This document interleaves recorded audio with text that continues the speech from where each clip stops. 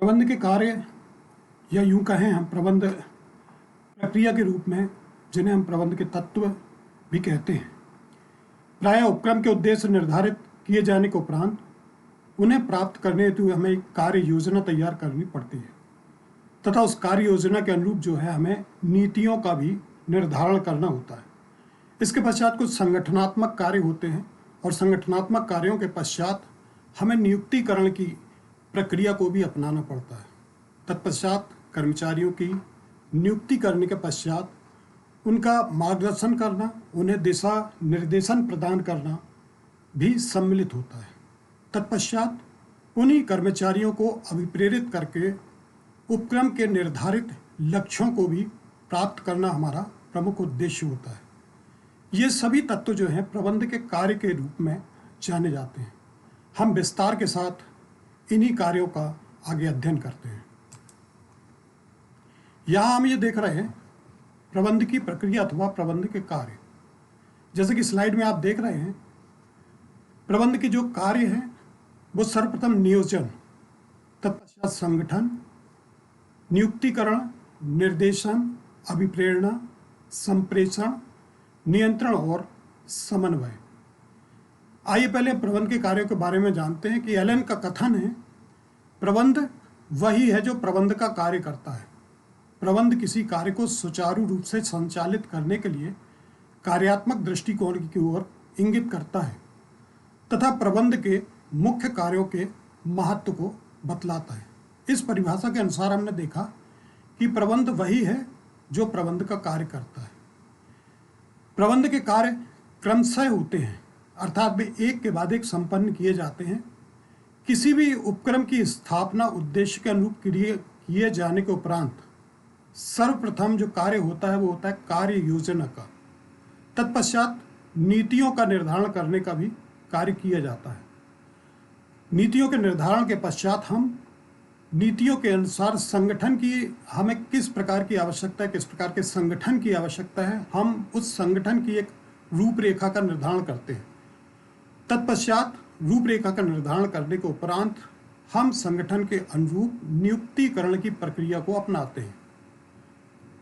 नियुक्तिकरण जो है कार्य के अनुरूप योग्य व्यक्तियों का चुनाव करना, चयन करना कहलाता है। तत्पश्चात चयनित कर्मचारियों को निर्देशन के माध्यम से हम उन्हें लक्ष्य प्राप्ति हेतु अभिप्रेरित करते हैं। कर्मचारियों को निर्देशित करने के पश्चात हम उन पर नियंत्रण रखने के लिए, आपसी समन्वय बनाए रखने के लिए विभिन्न नियंत्रण और समन्वय की प्रक्रिया को भी अपनाते हैं। इस प्रकार से यहाँ पर हमने देखा कि एक उपक्रम में सर्वप्रथम हम नियोजन की प्रक्रिया को अपनाते हैं, तत्पश्चात एक संगठन का एक ढांचा तैयार करते हैं और ढांचे के अनुरूप हम कर्मचारियों की नियुक्ति करते हैं। नियुक्ति करने के उपरांत हम उन्हें निर्देशित करते हैं। साथ ही कर्मचारी बेहतर से बेहतर कार्य कर सकें, इसके लिए हम उन्हें अभिप्रेरित करते हैं। यहाँ एक बात और महत्वपूर्ण है, संप्रेषण। संप्रेषण जो है वो दो व्यक्तियों के बीच में परस्पर विचारों का आदान प्रदान, ये भी बहुत ज़रूरी है कि जो भी आदेश दिशा निर्देश ऊपर से दिए जाते हैं वो बाकायदा नीचे तक संप्रेषित हो, नीचे तक उस बात का अर्थ पहुँचे। और इसी के साथ उन कर्मचारियों पर नियंत्रण भी रखना, कार्य जो है वो लक्ष्य के अनुरूप हो, इसके लिए नियंत्रण की प्रक्रिया को अपनाना। तत्पश्चात समन्वय, समस्त कर्मचारियों के बीच में, समस्त विभागों के बीच में आपसी तालमेल को बनाए रखना समन्वय कहलाता है। अब हम यहाँ पर क्रमशः एक एक प्रबंध प्रक्रिया के जो पर्टिकुलर कार्य हैं या प्रक्रिया है उनका हम अध्ययन करते हैं। प्रथम कार्य हम यहाँ पर नियोजन, जिसको हम प्लानिंग कहते हैं। प्लानिंग शब्द जो है जो सामान्य तौर पर हम इसको बहुत बेहतर ढंग से जानते हैं। इसका मूल अर्थ है किसी भी कार्य को करने के लिए उसकी पूर्ण सुनियोजित योजना को तैयार करना। नियोजन वास्तव में प्रबंध का प्रथम कार्य है और ये एक बौद्धिक प्रक्रिया है। हम कहाँ हैं और कहाँ पहुँचना चाहते हैं, इसके बीच की दूरी नियोजन के माध्यम से ही पूरी होती है। एक बात यहाँ पर मुख्य रूप से कही जाती है कि नियोजन भविष्य को पकड़ने के लिए बनाया गया एक पिंजरा है। भविष्य जैसा कि हम जानते हैं अनिश्चित है, लेकिन भविष्य में हमें क्या करना है, इसकी यदि हम बेहतर प्लानिंग करते हैं तो निश्चित रूप से जो भविष्य में हमारा लक्ष्य है उस लक्ष्य को हम निश्चित रूप से प्राप्त कर सकते हैं। तो इस प्रकार से नियोजन इस बात पर विचार करता है कि इस समय हम कहाँ हैं और भविष्य में हमें कहाँ पहुँचना है।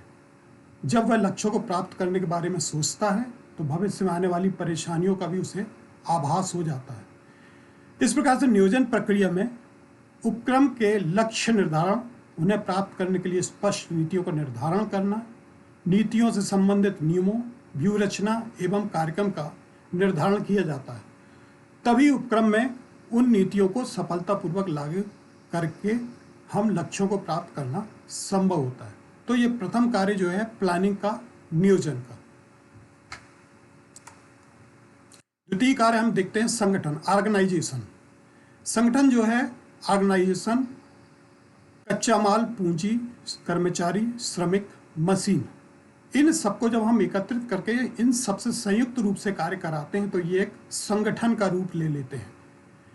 तो हम जैसा जानते हैं, एक अच्छे संगठक द्वारा उत्पादन के समस्त साधनों को जोड़कर उनका कुशलतम उपयोग करना ही एक बेहतर संगठक का कार्य होता है। यहाँ हम देखते हैं कि संगठक जो है योजना व लक्ष्यों को प्राप्त करने के लिए एक प्रभावकारी मशीन प्रदान करता है, जिसके अंतर्गत सबसे पहला कार्य है उसका क्रियाओं का निर्धारण करना। उपक्रम के लक्ष्यों के अनुरूप जो भी हमने क्रियाएं तय की हैं, जो कार्य किए हैं, उन कार्यों को सबसे पहले हमें निर्धारित करना। तत्पश्चात जो कार्य हैं उनको हमें विभिन्न विभागों में वर्गीकृत करना। तत्पश्चात विभाग बनाने के उपरांत जो है उन विभागों के उप विभागों को भी वर्गीकृत करना। उदाहरण के लिए जैसा कि मैं कहूँ कि यदि विक्रय विभाग है या क्रय विभाग है या उत्पादन विभाग है, तो इस प्रकार से अलग अलग विभागों को हमें बांटना। तत्पश्चात उन विभागों में भी उप विभागों को बनाना। उसके पश्चात विभाग और उप विभाग के जो भी प्रमुख अधिकारी हैं उनको कार्य के साथ उनके अधिकार एवं दायित्वों को हमें सौंपना है।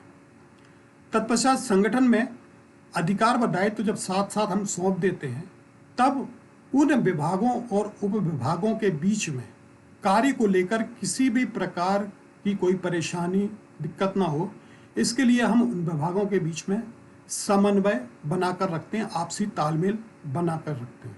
ये दूसरा कार्य जो है संगठन का कार्य कहलाता है। क्रम में स्टाफिंग, नियुक्तिकरण। नियुक्तिकरण जो है संगठन ढांचे के अनुरूप हमने जो पद सृजित किए हैं, एक उपक्रम में जो संगठन का हमने ढांचा तैयार किया, उस ढांचे के अनुसार कर्मचारियों की विभिन्न पदों पर नियुक्ति करना। तो जिस प्रकार से सृजित विभिन्न पदों पर योग्य, अनुभवी, भरोसेमंद कर्मचारियों की नियुक्ति करना। नियुक्तिकरण की प्रक्रिया को अपनाने के लिए सबसे पहले तो हम मानव शक्ति नियोजन का अनुमान लगाते हैं कि कितनी मात्रा में हमें श्रमिकों की, कर्मचारियों की या अन्य साधनों की आवश्यकता है। तत्पश्चात उस आवश्यकता के अनुरूप जो है हम नियोजन करने के उपरांत कर्मचारियों की नियुक्ति करते हैं। प्रारंभ में नियुक्तिकरण की प्रक्रिया जो है प्रबंध का सामान्य अंग थी, किंतु वैश्वीकरण के इस दौर में जब आज के समय में बहुत ज़्यादा प्रतियोगिता है, वैश्वीकरण के इस दौर में कंपटीशन बहुत ज़्यादा है, तब ये प्रबंध का एक महत्वपूर्ण कार्य बन गया है।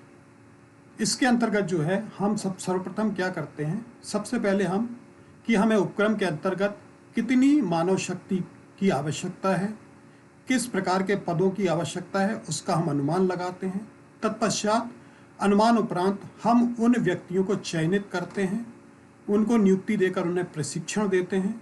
साथ ही जिन कर्मचारियों को हमने भर्ती किया है उनके कार्य मूल्य के आधार पर हम उनका वेतन तय करते हैं और समय समय पर उन कर्मचारियों के कार्यों का हम मूल्यांकन भी करते हैं, उन्हें अभिप्रेरित करते हैं ताकि वो बेहतर से बेहतर कार्य कर सकें। इस प्रकार से नियुक्तिकरण का जो कार्य है वो प्रबंध का एक प्रशासनिक लेवल का कार्य है, जो कि प्रबंध के जो स्तर हैं, जिसमें प्रथम और द्वितीय स्तर जो हैं, उनके द्वारा ये नियुक्तिकरण का कार्य किया जाता है।